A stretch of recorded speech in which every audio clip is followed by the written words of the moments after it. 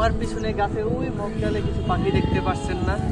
এই পাখিগুলি কিছুক্ষণে আগে আরো জোট বেঁধেছিল।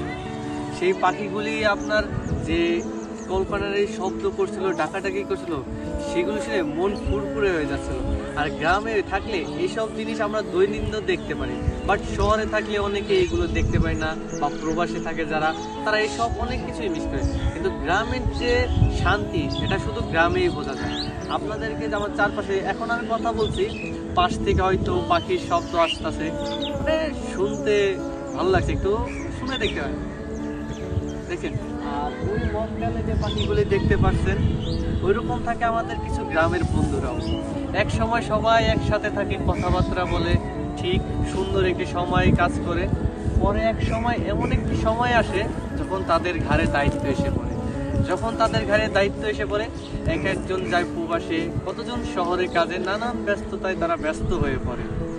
এক সময় এই যে এই মগডালের মতোই, মগডালে যে পাখিগুলি রয়েছে তাদের মতো ছন্নছাড়া হয়ে যাবে।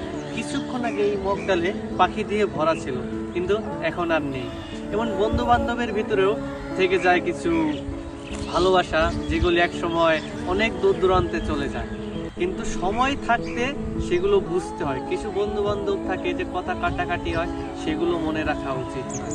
কারণ বন্ধু যতক্ষণ আছে পাশে, ততক্ষণ কোনো কিছু নিয়ে ভয় করা উচিত নয়। কারণ এটা রক্তের বাইরে একটি সম্পর্ক, যা নাকি কখনোই কোনো কিছু দিয়ে পরিশোধ করা যায় না।